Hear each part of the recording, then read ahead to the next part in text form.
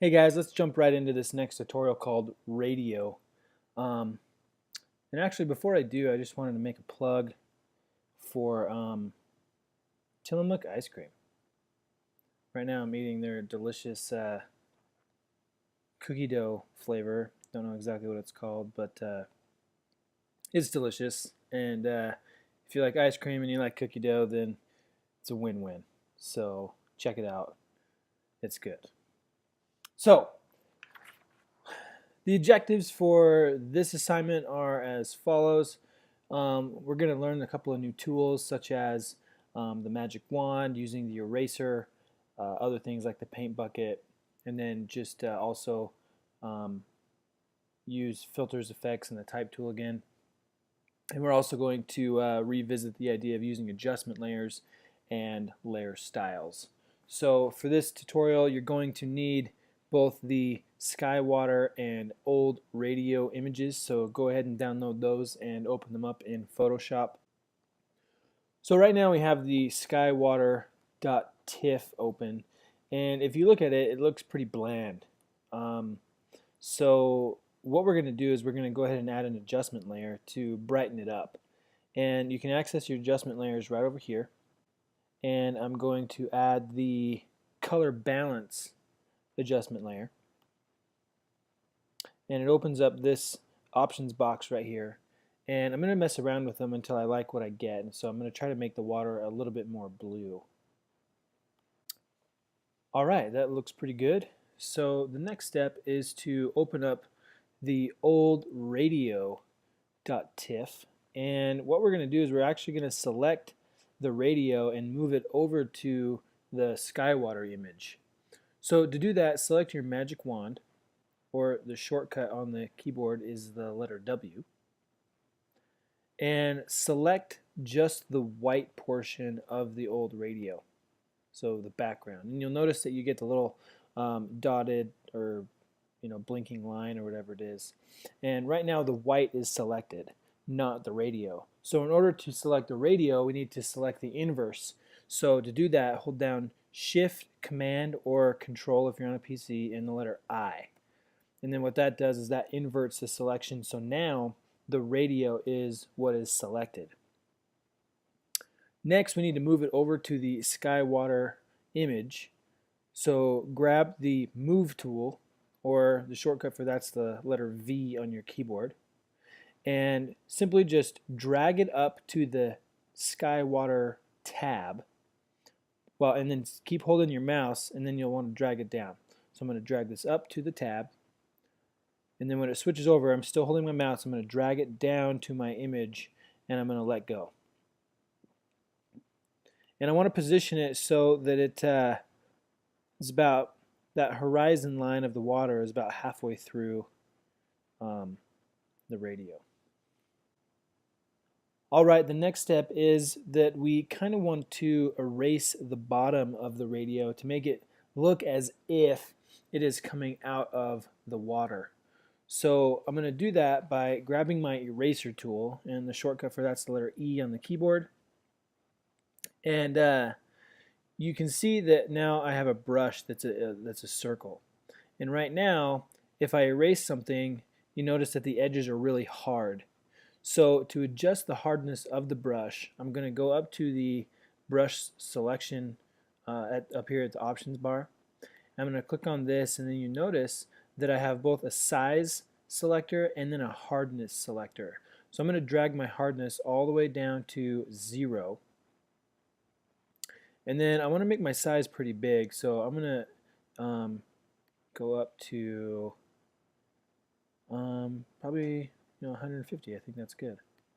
So now I'm going to erase the bottom of the radio, and to do it in a straight line, all you have to do is hold Shift. So I'm going to hold Shift. I'm going to have my eraser out here. I'm going to hold Shift, and then I'm going to erase. Now what that did is that erased probably a little bit more than I wanted to. So I'm going to undo, Command or Control Z, and I'm going to adjust my brush size to be a little bit smaller. And to do that, I'm going to hold down the bracket buttons right next to the letter P on the keyboard. The left bracket will make your brush smaller. The right bracket will make your brush bigger. So I'm just going to adjust it to about there, and then I'm going to do the same thing. I'm going to hold down Shift, I'm going to click and drag, and that looks a little bit better. Now it's time to add the words at the top of the image. So I'm going to go ahead and grab my text tool, and I'm going to type the word radio. And again, you'll want to choose a font that is relatively thick. And I want to make this so it spans pretty much the entire width. Now, usually you don't want to do this, but in this case, and I guess there are some cases where you could, I'm going to stretch my text, and in this case, I'm going to stretch it vertically.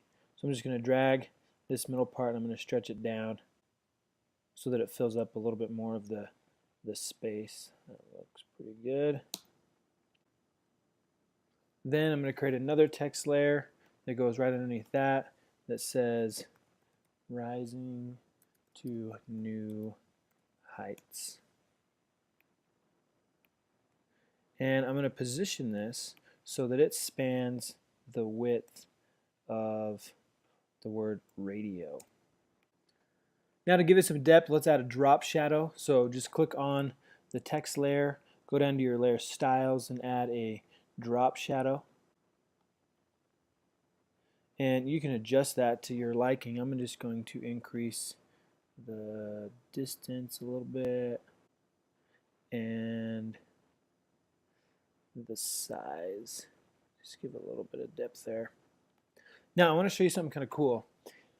Instead of having to go and create a new layer style on the text layer rising to new heights, you can simply just copy the layer style from one layer to the other. So what I'm going to do is I'm going to go over to my layers, and you have this little FX right here. All I have to do is hold down Option and drag it to the layer that I want to copy it to, and it copies it to that other layer. So if you're on a PC, I think it's Alt. But again, just Option, and you can drag it to the new layer. And then it copies all the settings and everything. So now we're going to create this zoom layer, which is kind of the background to this word, the word radio. And so first thing I'm going to do is I'm going to create a brand new layer, and I'm going to call it zoom. So just double click and call it zoom. And make sure this layer is active, and you want to make sure also that it is underneath the radio layer.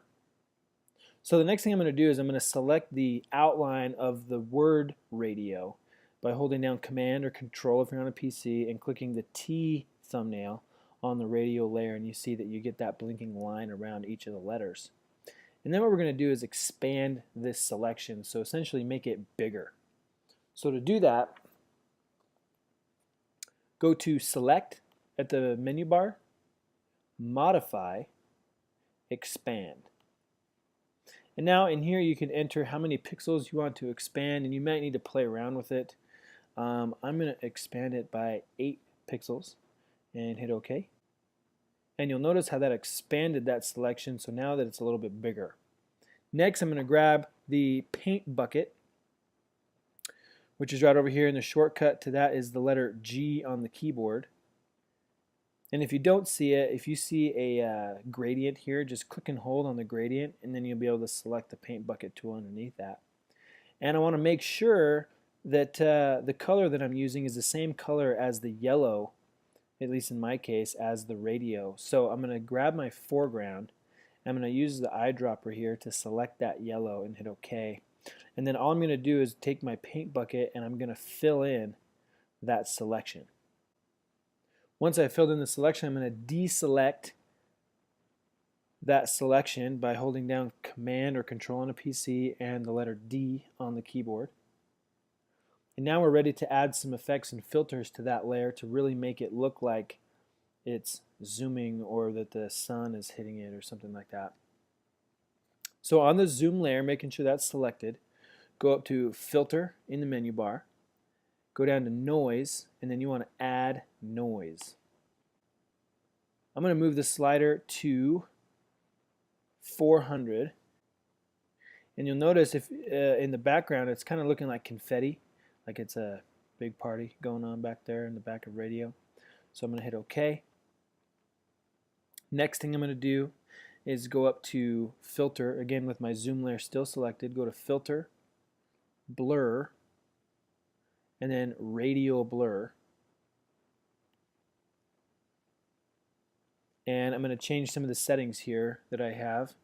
I'm going to change the slider right here, the amount to 100.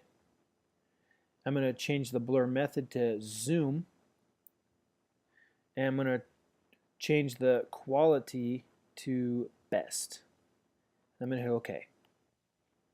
And if you've done this right, you'll notice that that confetti background layer now is changed into like these rays of sunlight coming from behind the word radio. So that's it.